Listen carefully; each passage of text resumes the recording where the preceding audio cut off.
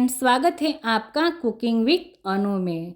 तो हमेशा आपने गुलाब जामुन तो बहुत खाए होंगे। इस बार हम बनाने वाले हैं गुलाब जामुन रोल। तो सबसे पहले यहाँ पर हम लेंगे एक कटोरी और यहाँ पर एक चौथाई से भी थोड़ा सा ज़्यादा पानी डालेंगे। तो मैंने यहाँ पर हल्का सा गुनगुना सा पानी डाला है। 1 टेबलस्पून इसमें हम ईस्ट डाल देंगे और उसे यहाँ पर मिक्स कर देंगे। 1 टेबलस्पून जितनी यहाँ पर हम डाल देंगे शुगर और उसे यहाँ पर 10 से 15 मिनट तक रेस्ट के लिए रख देंगे। 1 कप मैदा डालेंगे, चुटकी नमक और 1 चम्मच शुगर डाल देंगे और जो ईस्ट हमने यहाँ पर थोड़ी देर तक भिगो के रखा था उसे भी यहाँ पर हल्के हाथों से मिक्स करके आटे के अंदर डाल देंगे। अब यहाँ पर थोड़ी देर तक आटे को इसी तरह से मिक्स करना है ताकि जो ईस्ट है वो आटे में अच्छे से मिक्स हो जाए। तो हाथों से यहाँ पर थोड़ी देर तक मसलना है। अब यहाँ पर जितनी ज़रूरत है उतना ही हमें पानी डालना है और आटे को एकदम सॉफ्ट यहाँ पर बांध देना है। 1 चम्मच जितना यहाँ पर हम डाल देंगे बटर और आटे के अंदर इसी तरह से अच्छे से मिक्स कर देना है। अब हमें आटे को अच्छे से मसलना है। तो इसी तरह से हमें प्लेटफॉर्म पर थोड़ा सा बटर लगाना है और फिर यहाँ पर ऊपर से सूखा आटा डालते जाना है और आटे को इसी तरह से हाथों से मसलते रहना है। तो यहाँ पर आप देख रहे हो कि अच्छा खासा आटा यहाँ पर बनकर तैयार हो गया है। अब उसे एकदम सॉफ्ट करना है। तो इसी तरह से हमें 1 चम्मच फिर से बटर डालना है और उसे आटे के अंदर अच्छे से मसलना है। तो दोनों हाथों से आटे को इसी तरह से खींच खींच के मसलना है ताकि आटा यहाँ पर एकदम सॉफ्ट रहे। तो जिस तरह से हम पिज़्ज़ा के लिए बैटर बनाते हैं, पिज़्ज़ा के लिए जो आटा बांधते हैं उसे इसी तरह से हमें आटे को बांधना है। तो दोनों हाथों से 5 से 10 मिनट तक आटे को अच्छे से मसलना है और इस तरह से हमें आटे के जो डो है वो तैयार करके रख देना है। तो यहाँ पर एकदम आटा हमें सॉफ्ट बांधना है, नरम बांधना है। अब यहाँ पर उसे एक बाउल में रख देंगे और ऊपर से यहाँ पर हम बटर लगा देंगे और एकदम एयर टाइट यहाँ पर उसे बंद कर देंगे। आप चाहे तो उसे अच्छे से कुकर में भी बंद करके रख सकते हो। इसे यहाँ पर हमें 2 से 3 घंटे तक रखना है। तो यहाँ पर 2 से 3 घंटे हो गए हैं। अब यहाँ पर हम उसे खोल देंगे। तो यहाँ पर आटा थोड़ा सा फूल गया है।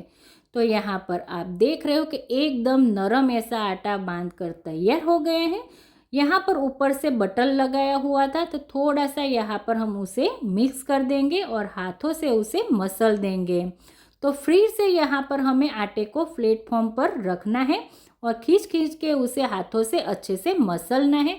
तो 5 मिनट तक हमें आटे को इसी तरह से हाथों से मसलना है। आप देख रहे हो कि एकदम सॉफ्ट ऐसा यहाँ पर आटा तैयार हो गए हैं। अब इसे हम छोटे छोटे गुल्ले बनाने हैं। तो जितनी यहाँ पर आपको बड़ी रोटी बनानी है उस हिसाब से यहाँ पर हमें बनाने हैं गुल्ले। तो गुल्ली को हमें इसी तरह से कट करने हैं ताकि सारे गुल्ले एक समान ही रहे यहाँ पर। अब यहाँ पर छोटा सा गुल्ला ले लेंगे और यहाँ पर हमें प्लेटफॉर्म पर रख देंगे कट करके बटर पेपर ताकि हमें उसके ऊपर ही उसे बेलना है। तो एक यहाँ पर हम गुल्ला छोटा सा बना देंगे, ऊपर से यहाँ पर सूखा आटा लगा देंगे और सबसे पहले उसे हाथों से इसी तरह से फैला देंगे। तो थोड़ी देर तक उसे उंगलियों से इसे दबाकर फैलाना है और अब यहाँ पर हमें बेल देना है। तो बटर पेपर को इसे घुमा घुमा के इसी तरह से हमें एक रोटी जैसा बेलना है।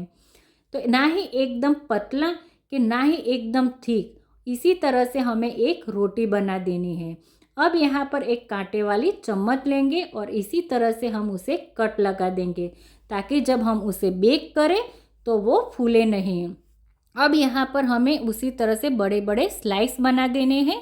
जितना हमारे गुलाब जामुन की साइज़ है उस हिसाब से यहाँ पर हमें उसकी स्लाइस बना देनी है। तो यहाँ पर हम सारे यहाँ पर जो गुल्ले थे उसकी स्लाइस बना देंगे। मैंने यहाँ पर हल्दीराम के जो गुलाब जामुन हैं वो लिए हैं। अगर आपके घर पे बनाए हुए हो तो वो भी आप यहाँ पर ले सकते हो।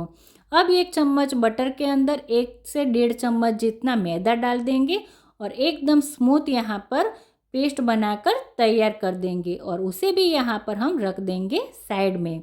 अब यहाँ पर बटर पेपर को इसी तरह से लगा देना है बर्तन में।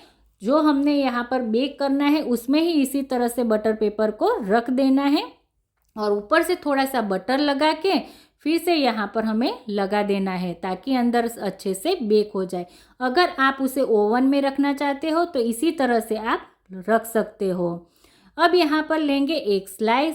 अब यहाँ पर ऊपर से जो बटर था वो उसे यहाँ पर हम लगा देंगे ताकि वो अच्छे से चिपक जाए। जब वो बेक हो तो वो खुले नहीं। ऊपर से यहाँ पर बीचों बीच गुलाब जामुन रखना है और धीरे हल्के हाथों से यहाँ पर उसका रोल बना देना है। और यहाँ पर जो एक्स्ट्रा ऊपर का आटा है उसे इसी तरह से हमें फोल्ड कर देना है। जैसे ऊपर से गुलाब का फूल होता है इसी डिज़ाइन में यहाँ पर उसकी डिज़ाइन हो जाएगी और भी ज़्यादा सुंदर लगेगा। तो यहाँ पर आप देख रहे हो कि इसी तरह से हमें सारे जो गुलाब जामुन के रोल हैं उसे इसी तरह से हमें बना के रख देना है।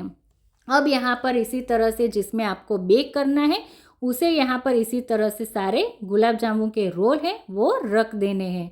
तो सारे गुलाब जामुन के रोल इसी तरह से हमें बनाकर उसे बेक करने के लिए रख देना है। तो आप देख रहे हो कि बिल्कुल ऊपर अच्छी सी डिज़ाइन फ्लावर का बन गया है। अब यहाँ पर हम उसे बेक करने के लिए रखना है। अगर आप उसे ओवन में बेक करना चाहते हो तो उसे भी आप 180 डिग्री पर 20 मिनट रख सकते हो। मैंने यहाँ पर एयर फ्राई में उसे बेक करने के लिए रखा था तो उसे भी मैंने यहाँ पर 180 डिग्री पर 20 मिनट तक उसे बेक कर दिया। तो हमें यहाँ पर उसे गुलाब जामुन रोल को बेक करने के लिए रख दिया है। और यहाँ पर ऊपर से हल्का सा ब्राउन कलर का हो, अंदर से एकदम सॉफ्ट और बाहर से एकदम क्रिस्पी रहे, इसी तरह से हमें उसे बेक करना है। उसे यहाँ पर हम इसी तरह से एक प्लेट में निकाल देंगे। तो गुलाब जामुन तो आपने बहुत ही सारे खाए होंगे, उसको आइसक्रीम पर भी बनाकर खाए होंगे, लेकिन इस बार इस तरह से गुलाब जामुन का रोल बनाकर आप ज़रूर खाइए। बहुत ही ज़्यादा टेस्टी लगता है। ऊपर से जो गुलाब जामुन की चाशनी होती है वो यहाँ पर रोल पर डाल देंगे ताकि उसका टेस्ट और भी ज़्यादा बढ़ जाए। ऊपर से जो काजू बादाम की कतरन होती है उसे भी यहाँ पर आप ऊपर से डेकोरेट के लिए डाल दीजिए। तो यहाँ पर आप देख रहे हो कि कितना सुंदर यहाँ पर गुलाब जामुन का रोल दिख रहा है। जितना ये सुंदर दिखना है उतना ही वो खाने में ज़्यादा टेस्टी होता है। बाहर से एकदम क्रिस्पी और अंदर से एकदम सॉफ्ट, ऐसे यहाँ पर गुलाब जामुन के रोल बनकर तैयार हो गए हैं। एक बार ये रेसिपी आप ज़रूर ट्राई करना, आपको बहुत ही ज़्यादा अच्छी लगेगी। अगर आपके घर में कोई मेहमान आने वाले हैं या तो फिर घर में कोई पार्टी है तो इस तरह की रेसिपी बनाकर आप ज़रूर खाइए। अगर मेरी वीडियो पसंद आई तो सब्सक्राइब करना ना भूलिए।